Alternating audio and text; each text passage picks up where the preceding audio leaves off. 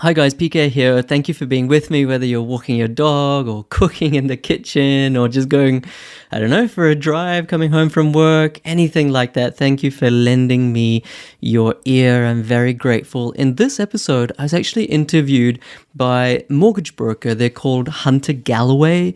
And, they're very, very big, very, very good, more than 20,000 subscribers on YouTube. And we talked about this very interesting topic, the three best and three worst suburbs to buy in, whether it's owner occupier or invest right now in 2022 in Brisbane.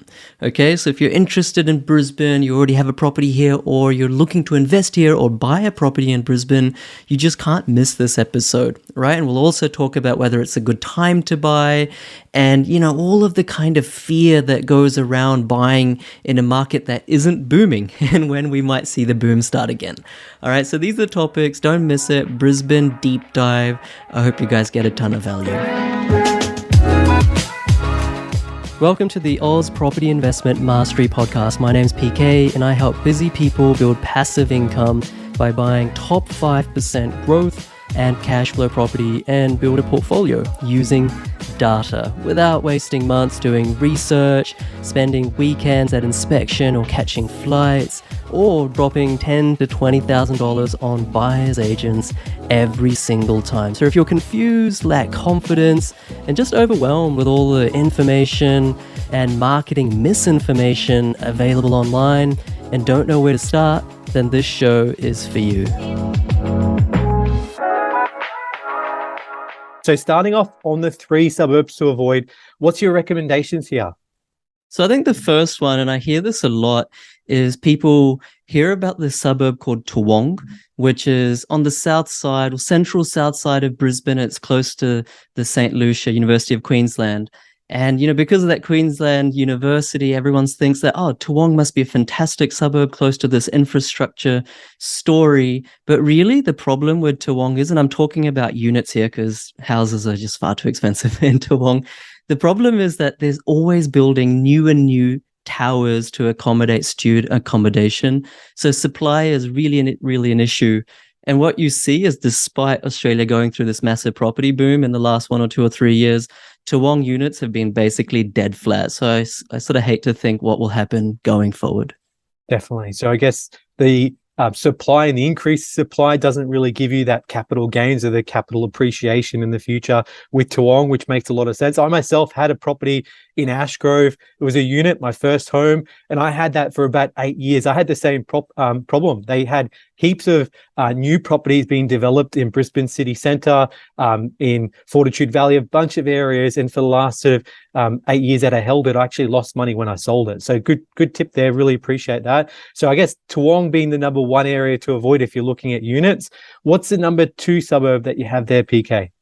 So for maybe people who have a higher budget, Toowong units are like sub $600,000. For those people who are probably watching and they're like, I got $1 million, I got $1.5 million to splash, tempting as it is, you have to be very careful around buying right now in the cycle around Burbank, Chandler, these sort of south eastern sort of, they're only about 5 kilometers or 5 to 10 kilometers from the CBD. And, on the east-hand side, you've got the ocean. So like, from a sales or marketing perspective, it's a really easy story to sell. But the problem is that these areas have gone up, especially Burbank. It's gone up, by about 80% or 70 to 80% just in the last 3 years. So that kind of growth, can't sustain itself. Oftentimes people think, oh, look, something has grown in the past and therefore it will grow in the future. Sometimes it's the opposite, because regression to the mean, everything has to average out statistically at sort of 7 to 8% over the long term. So this is a very tempting area to buy in, especially if you've got deep pockets, but rental yields are like at 2%. And the days on market, which is really interesting data point, it's jumped literally in the last few months from 50 days to 100 days, which means that just a few months ago, it was taking, just over a month to sell a place. And now it's taking over 3 months. And you can see how the demand has really fallen off a cliff in Burbank. Yeah, definitely. So Burbank being an area to avoid, I guess high prices, low yields makes it a bit more of a challenging investment or a purchase to make sense. And number three, what's your number three suburb to avoid in Brisbane? So it's like super hotly talked about, by people in Brisbane, but especially people in investors in Sydney and Melbourne who may or may not know better. Woodridge. Woodridge is in the Logan City Council. And I know we're talking about Brisbane, so forgive me, this is in Logan City Council. But, Woodridge has gone up. It has definitely gone up. However, the problem with Woodridge, and the reason I think it's not a good place to invest right now, is that the percentage of renters, of all the properties, more than 65 to 75% of properties are rental properties. So in the middle of a boom, in the middle of a rental boom as well, all of that is okay. But give it 1 year, give it 2 years, give it 3 years, when this boom abates and subsides, what you'll find is that landlords are just going to compete against each other really hard for the same tenants. There's no real owner-occupier appeal. And it's, once again, a bit like the other Burbank. It's had such a great growth run. I think it will be an underperformer for the next 5 to 10 years. Excellent. So Woodridge coming in at number three. And for our viewers out there that want to do that research and understand how they can find these suburbs, so for example, Toowong, Burbank, Woodridge, they've got all different issues. As you said, Toowong, oversupply, Burbank, Woodridge, getting to a point where potentially too many investors in Woodridge, Burbank becoming a bit more too expensive. What are some practical steps they can take to potentially do this research, not if they're only looking in Brisbane or anywhere else? What can they look at and how can they get to the bottom of these sort of things that you've talked about here? Yeah, totally. Look, I'm a big sort of connoisseur of data. So even though I'm saying a whole bunch of stuff right now, you can kind of just ignore it. What you should do is do your own research. And it's quite simple. These days, there's so many publicly available data websites, and you look at things like stock on market percentages, you look at things like days on market trends, you look at things like online search interest ratios. We talked about supply. You can figure that out just going on a council website or the ABS website and looking at building permits or building approvals. There are all these different data sets, job advertisements that are all freely available these days. And you can kind of, it doesn't take that much time. You don't actually need to be a professional. You can quickly assimilate, okay, well, demand seems to be super strong. For example, days on market is low, but supply is increasing. So prices are probably going to be dampening. Or demand is super low and supply is increasing. So prices might be going down, which is the case with many of these suburbs. Excellent. We've talked about the three areas to avoid. Let's have a look at the three areas that you recommend to gravitate towards. So one that I'm quietly confident about, I should say quietly because you can never guarantee anything, but the data seems to stack up really well, is Tagum. Now, for anyone who's heard of Tagum, you know that it's got this sort of stigma of being a relatively lower socioeconomic area just on the north side of Brisbane. I think it's about 15 Ks or 15, 20 Ks from the CBD. North Brisbane, still in Brisbane City Council. There is a set level of crime that hasn't really abated if you look at the statistics over the last 5-10 years. But the thing is that houses in Tagum have just gone up all around Tagum as well, Strath, Pine and other areas, Zilmere. So what you're seeing is this big divergence between townhouses price and house price. And so what generally happens is townhouses catch up. Now, that doesn't automatically just magically happen, but the data that I referred to before is very strong for townhouses in Tagum. And the thing I'd just like to reiterate as well is just because an area is ridden with crime, that doesn't mean that prices don't increase. We have examples and for people in Melbourne, like Frankston, not the best area in terms of crime, but it's gone up so much in the last decade. In Sydney, places like Redfern. So don't just discount a place like Tagum just because it's, lower socioeconomic. Yeah, look, I remember back when I bought my first home about 10 years ago, I was looking at units in Ashgrove at the time, but I was also considering an area in Stafford, which was about within a 10-kilometre radius. Properties back then were going for about 400,000. I'm kicking myself still today because I didn't buy a house there. And back then there were a lot of government houses that were getting resold. They were actually at the end of their lives with the government. They were selling them up. Now you can't get a property for anything less than $1 million. So I think, Tagum, an area, as you said, a little bit of higher crime rate. There's a bit of a regentrification going on there, bit of a change in the community. So it'll be interesting to see how that one forms out. But that's definitely a good suggestion. What about number 2? What's the second area that for investors and owner occupiers out there that they should probably at least put in their wish list of areas to look at? Yeah, I think you mentioned like a really important factor, which is gentrification. It's not just how current crime or current incomes are, but how much they're improving. And there's a suburb called Northgate, once again, on the north side of Brisbane, around Banyo, around Nunda, which I think is like almost like a hidden secret. I think people just don't recognize it for some reason, but incomes have been increasing really fast in Northgate. Previously it used to be a blue collar area. Now it's sort of a young professionals, husband, wife in their 30s with a couple of young kids sort of thing. And it's super close to the freeway, super close to like a DFO shopping center, super close to the airport. Everything's going for it. And that gentrification, I think, when we invest in suburbs or even to live in, we want to be buying in areas that are getting better and better, not that are already awesome and have no further upside. So I think Northgate has got so much potential in the next 5 to 10 years. Excellent. Northgate as another area to keep a lookout. So what's the third suburb that you recommend? So the third one is, just like we talked about areas to avoid, and I gave you one that was a little bit more premium, I would say, in Burbank to avoid.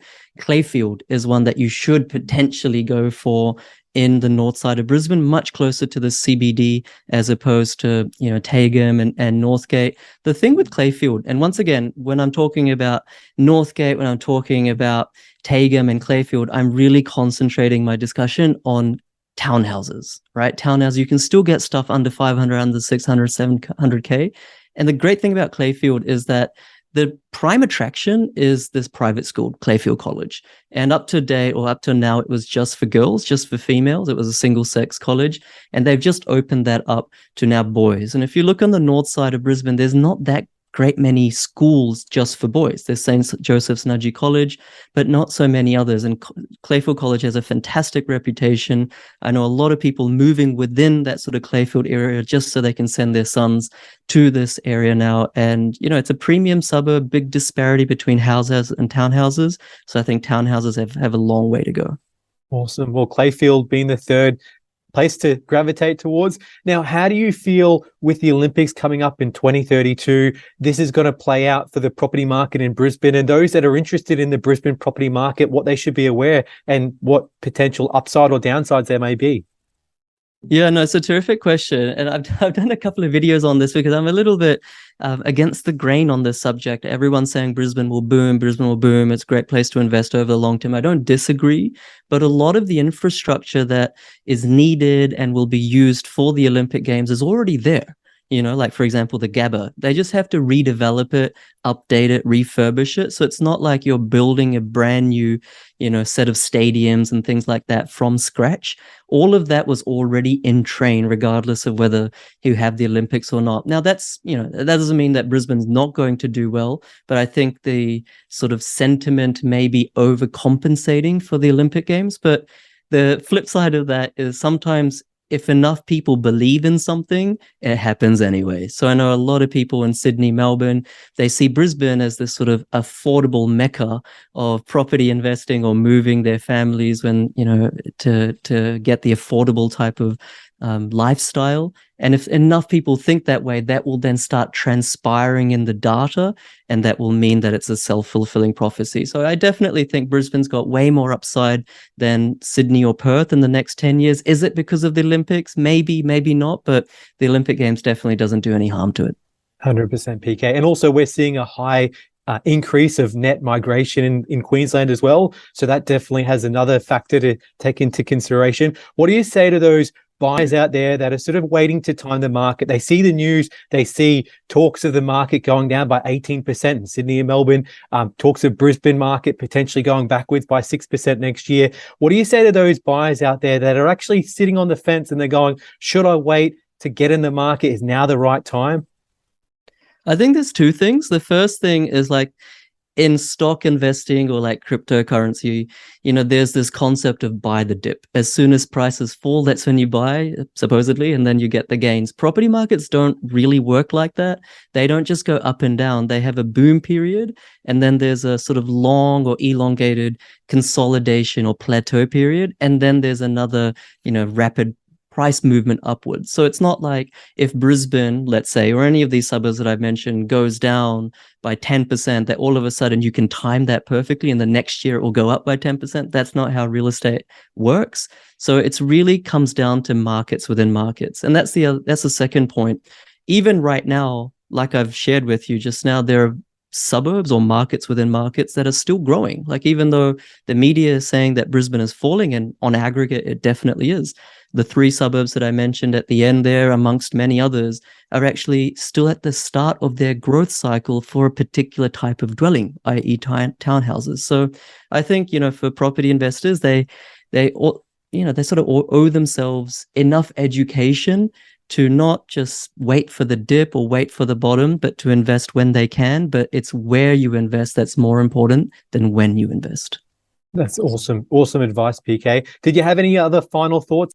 No, I think like right now there's a lot of negative sentiment in property circles, and this channel as well as my channel, we're sort of biased in one sense. We want people to engage with real estate, but like the truth really is that there is a lot of fear at the moment. If you just zoom out and see the forest from the trees, it's still a good time to invest in property. It's just more difficult than where it was last year or 2 years ago. You could put a blindfold on and just throw a dart and you'd make money. That's not the case right now. So I think right now you really need to focus more and more on the data and go micro in your analysis, as opposed to should I buy in Brisbane or not. It's more about should I buy in this suburb versus another suburb.